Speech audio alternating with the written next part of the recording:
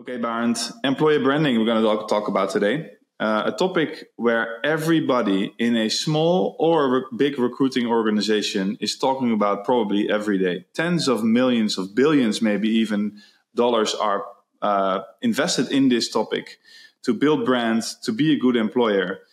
We know sources like Glassdoor, a lot of money is put into that to actually, as an employer, make sure that when applicants try to find more about you online, that they hear great stories. But now, with the introduction of AI and new search options like ChatGPT, maybe applicants are looking for good employers or these reviews in a complete different way.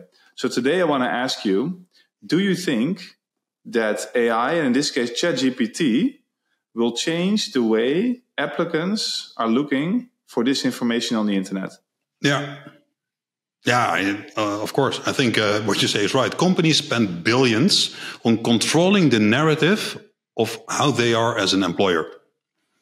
Candidates are looking for the easiest way to find the truth, right? That's why Glassdoor got into existence. It's not the commercial talk track from a company. No, it's what real people that work there are saying. And the business model is companies pay a lot of money to also control that narrative. Yeah. Hey, and guess what? Since 2 years or year and a half, we have this new truth online, a new friend where you can ask all your questions. And that's ChatGPT or one of the other tools that are out there. And we discuss this more often. It's generative AI. You can use it to produce stuff, but there is also a lot of knowledge hidden in those tools. Yeah. So you can ask the question, hey, I'm applying at this or that company. What is it like to work there? Yeah. And then ChatGPT will come up with the answer. Well, let's go for an experiment. We talked about this, and let's look at Pepsi Cola and Coca-Cola, for example. And you ran this experiment, you told me, on ChatGPT. Yeah. So maybe you can share more about it. Yeah, if you want to make a comparison, then it's Pepsi against Coca-Cola, right? That's the number one. Who doesn't? The everlasting comparison. So I asked, hey, I'm applying at a job at Pepsi. What is it like to work at Pepsi? And ChatGPT comes with a beautiful answer. Some things are positive, innovative company, global player, but also ChatGPT explained me really clearly that it's a highly competitive environment and that there is a lot of competition between people working at Pepsi. Yeah. I don't know if it's true. Maybe it's not true. I don't know. But it's the truth that will be shared with applicants that will look for information in this way. Yeah. I did the same with Coca-Cola. There it was really promotional on their efforts to become fair employers. So corporate social responsibility, DE&I, etc. So there it was more positive. So if I would have to choose between Pepsi and Coca-Cola and ChatGPT is my single source of truth, it will be Coca-Cola. Yeah. So if I'm an employer right now, the question becomes really important. What type of information do I even share on my own platform? Because that source, obviously, the website or the careers page of Coca-Cola will be a source for ChatGPT too.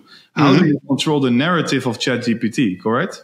Yeah, and it's so funny because if I ask the same question tomorrow again, that's because it's a language model. There is a lot of randomness in there. I will get a different answer. Yeah. So it's not a channel where you can control the narrative. But I think there are a few things you can do.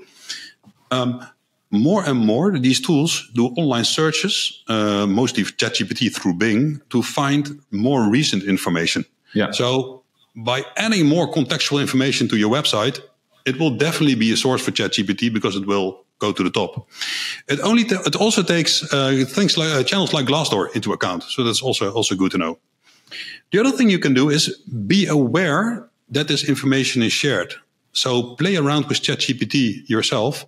Just like you go to Glassdoor to check yourself in ChatGPT, because in a job interview, sometimes applicants mention things and you can't put it into a perspective. Like, why do you bring up this topic? But if you play it around a little bit, maybe you remember it comes from ChatGPT and you can also prepare on answering. Yes. And I think the last thing that you can do is these models are retrained. So, probably every 6 months or every year, they will get a complete update and will absorb new knowledge. And that knowledge, you can check online where that knowledge comes from, and then you can influence again. So you can't influence it for today, but maybe you can influence it for the future. Yeah. And by the way, the source of truth, I mean, that's also very questionable. We have a real life example ourselves where I remember us having a Glassdoor account with our previous company, and there were just fake reviews that were posted on it.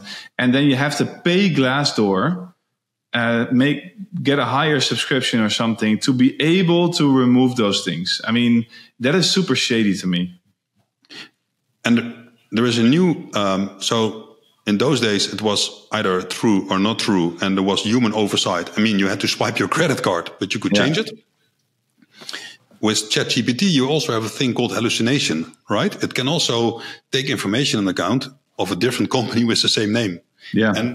Or it can just start really hallucinating and just come up with anything based on the way a user asks the question. Exactly. So it's the usage of these kind of platforms is still growing. So it's something that recruiters and people responsible for employee branding should really be aware of. It's a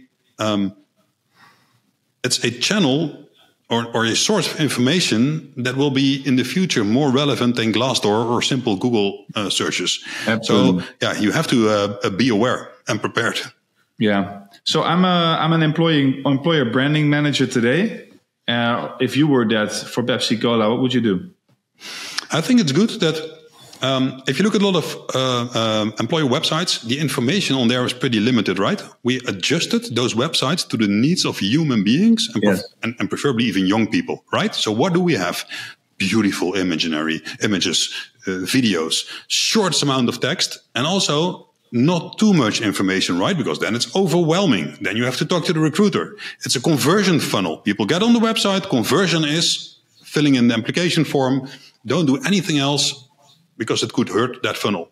Yeah. Or maybe it's time to add new layers of information that are written for those applicants that go really deep on your website, but that are also written for Bing. So if I do a ChatGPT request, Bing does a search, it lands on your website, and again, you control the narrative. Yeah. That's big. It's not a big effort, but it's an effort that you have to do this to get even the smallest control on the narrative of ChatGPT. But then also more reviews on Glassdoor can also help, because that information will definitely be used. I experimented a little bit with it, and for me it's not clear yet how deep ChatGPT goes today and how deep it will go in the future. So if you search and you come to a page and there are 25 next buttons, will ChatGPT click those buttons and go into the details? So it can also be that only your last reviews are more relevant. And then it's important that if the last reviews are not too positive, well, you're not allowed to do it, but maybe ask your employees to share some more reviews that are more, more positive. Yeah. So the takeaway is that if you're an employer branding manager and you need to control the narrative and understand what's my employer brand, you need to have this constant, like the weather forecast, you need to constantly look, hey, how are we doing? But then you need to deeply understand what I hear you saying. How is information collected on the internet about my brand?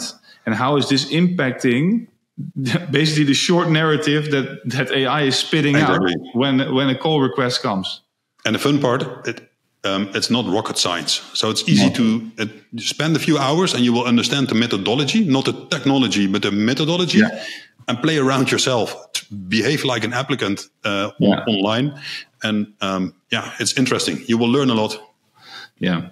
Okay, thanks, Baron, for this breakdown. And on to the next one.